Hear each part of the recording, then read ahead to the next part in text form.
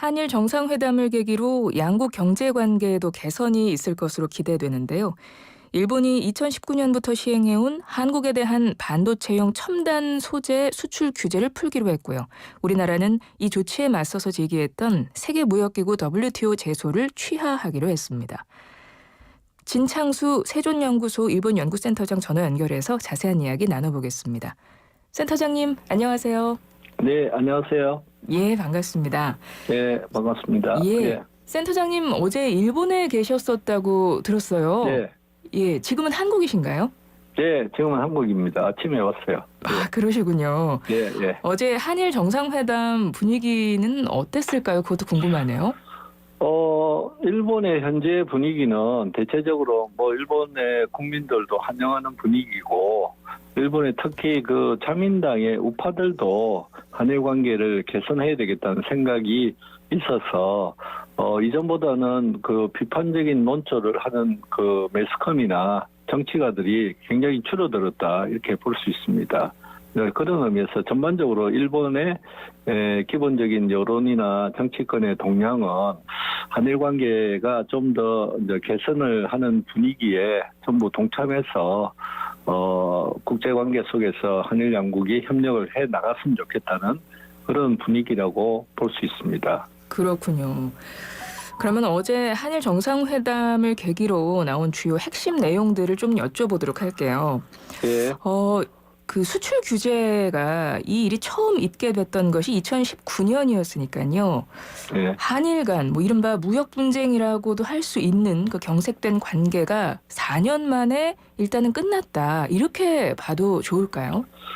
그렇죠. 사실은 그 한국이 그 강제징용 문제에 대한 해법을 발표하면서부터 사실은 이 문제는 상징적인 문제로 남아 있었지 그간에는 별로 제약 요건으로는 성립하지 않았다고 사실은 볼 수 있습니다. 왜냐하면 수출 규제 조치라는 것은 일본 내에서도 사실은 일본 기업들에 대한 손해를 끼칠 수도 있고 그렇기 때문에 그 조치는 만들어졌으나 제재를 한 적은 한 번도 없다고 할 수 있죠. 자, 그런 의미에서는 불투명성은 존재했으나 실질적인 제약 요건은 아니었다. 이렇게 보는 거죠. 그런데 이번 그 한일 정상회담을 통해서 수출 규제 조치의 반도체 세계 품목에 대해서 해제를 하겠다고 이야기를 한 이후부터는 이런 상징성조차도 규제를 하는 상징성조차도 없어졌기 때문에 앞으로 경제 협력에 있어서는 사실상 불투명성이 제거되고 앞으로 협력의 방향성은 더욱더 높아질 거라고 생각이 듭니다. 그렇군요. 양국의 어떤 규제로 인한 그 상징성과 또 불투명성이 해소됐다. 이렇게 말씀을 해주셨는데요. 근데 당시에 일본이 화이트리스트 국가, 그러니까 즉 수출 절차 간소화 혜택을 주는 우대 대상국에서도 우리나라를 제외했었잖아요. 그렇죠. 근데 이번에 그 백색 국가 회복에 대해서는 명확하지 않은 것 같던데 그 조치도 풀리나요? 예, 백색 국가고 화이트리스트는 그 조치에 대해서는 아마 그게 조금의 시간이 걸릴 수가 있어요.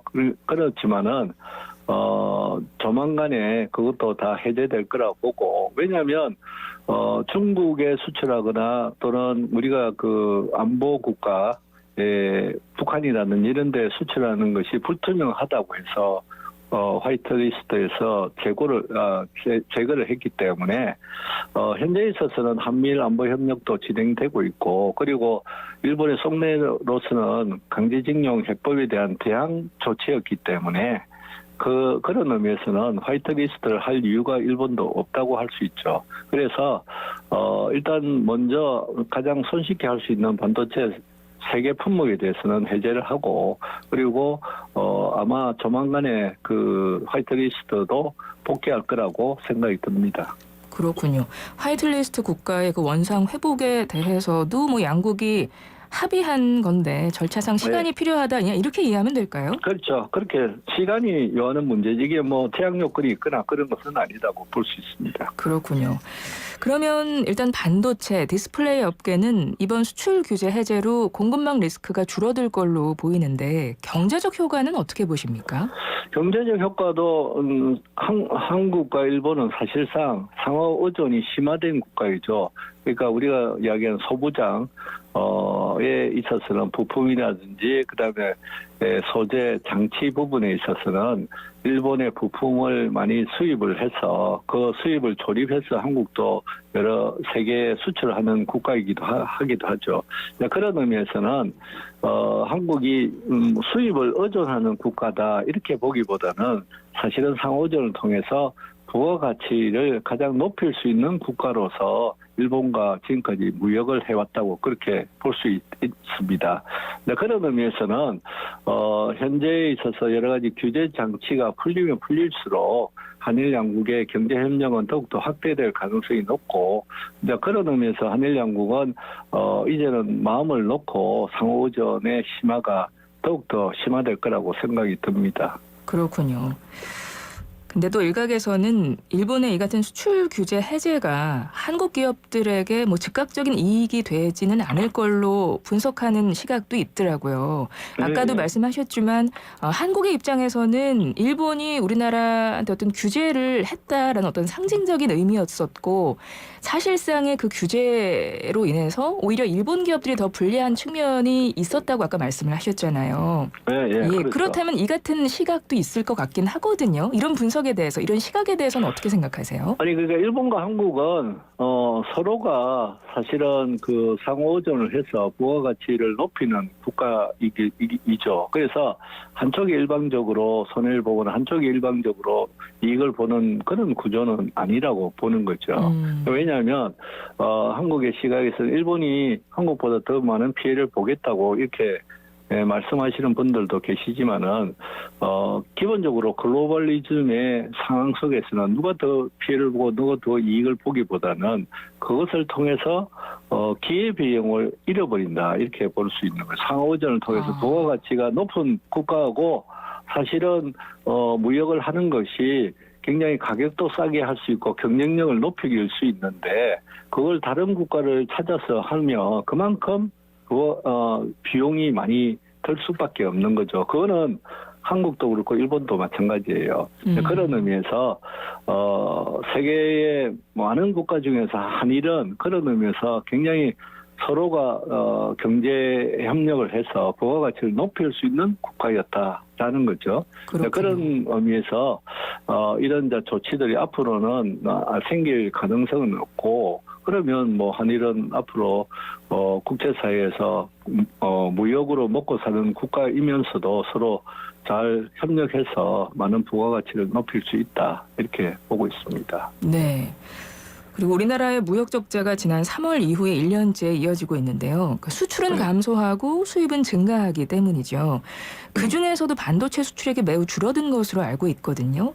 네. 그런데 이번 일본의 한국에 대한 수출 규제 해제 조치, 양국의 이런 관계가 풀림으로써 인해서 한국의 그 무역 적자 해소에도 좀 도움이 될까요?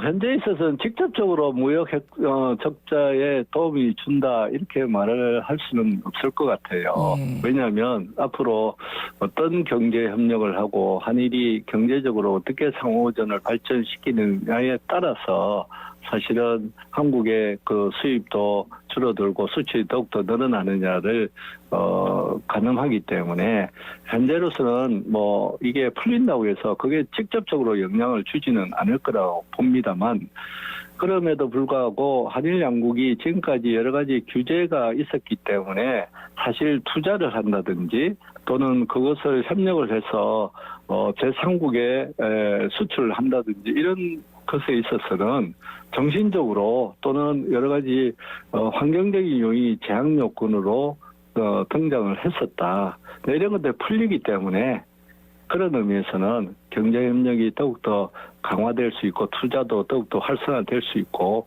이런 것들이 앞으로 우리의 수출이나 한국의 여러 가지 그 부가가치를 높이는데 도움이 될 것이다. 이렇게 생각이 듭니다. 네.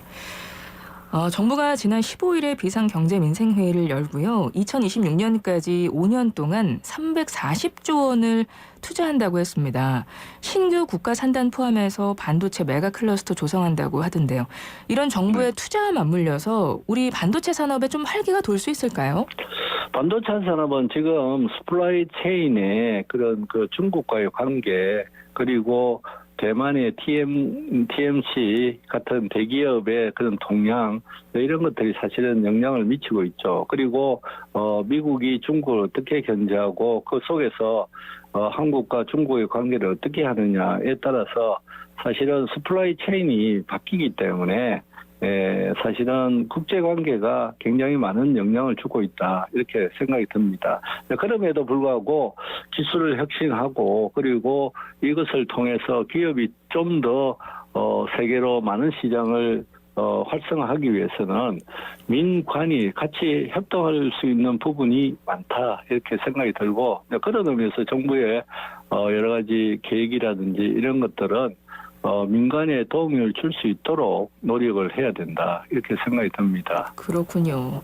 지금 센터장님 말씀을 듣고 보니까 각 분야에서 각 역할에 있는 그 어떤 분야, 산업, 또 사람 모두 다 좀 네. 같이 노력을 해야 된다는 말씀으로 들리는데요. 네. 오늘은 한일 경제인들 회동이 예정돼 있다고 하더라고요. 그럼 네. 마찬가지로 이런 양국 경제인들의 교류가 좀 네. 큰 효과를 좀 기대할 수 있는 또 측면이 있겠군요.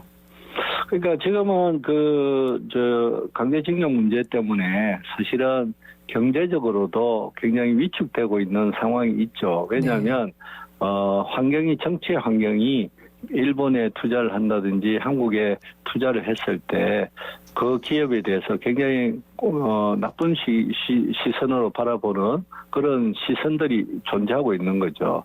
그런 의미에서 현재 대통령의 그런 방일을 통해서, 정상회담을 통해서 양국 정상이 앞으로 한일이 신뢰를 구축하고, 그리고 한일 관계를 개선하고자 하는 환경 개선에 일단 뜻을 같이 모았다고 할 수 있습니다. 여기에 경제인들도 하나의 미래 그 파트너십 기금이라는 것을 만들어서 한일 관계 개선을 위해서 미래의 그 청소년이라든지 이런 미래 세대들한테 투자를 하겠다라는 것을 공언을 하게 된 거죠. 선언을 하게 된 거라고 볼 수 있습니다.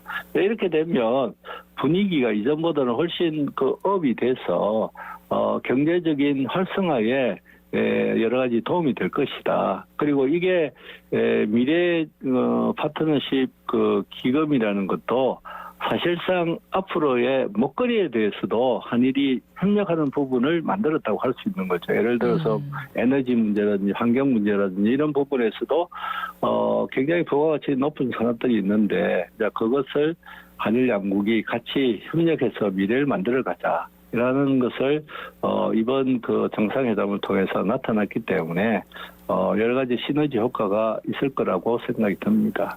그렇군요. 이번 한일 회담에서 어떤 경제 분야에서는 확실히 양국의, 또 이제 양국의 글로벌 경제 환경에도 많은 긍정적인 요인이 될 것이다, 이렇게 정리를 해주셨고요. 근데 이번 회담에서는 경제 분야 넘어서 안보 분야에서도 변화가 있었습니다. 양국이 지소미아, 즉 군사정보보호협정 완전 정상화 절차를 밟을 것으로 보이는데요. 네. 이거는 어떻게 봐야 될까요? 지소미아도 뭐 수출 규제하고 마찬가지라고 할 수 있죠. 사실은 조건부 이행을 계속을 해왔는데 한국이 그럼에도 불구하고 사실상은 지소미아는 계속적으로 운용을 해왔다고 할 수 있습니다. 그리고 지소미아는 한일 양국이 바라는 것도 있지만은 미국이 한미일 안보 협력을 하기 위해서 절대적으로 필요한 그런 그 요소라고 할 수 있습니다. 이런 의미에서 지소미아도 상징적인 의미의 그 규제라는 것이 풀렸다. 앞으로는 지소미아를 통해서 한일 양국이 서로 대립하는 경우는 없다는 것을 선언한 거나 마찬가지이기 때문에 완전히 회복했다. 대통령께서는 그렇게 말씀을 하셨죠.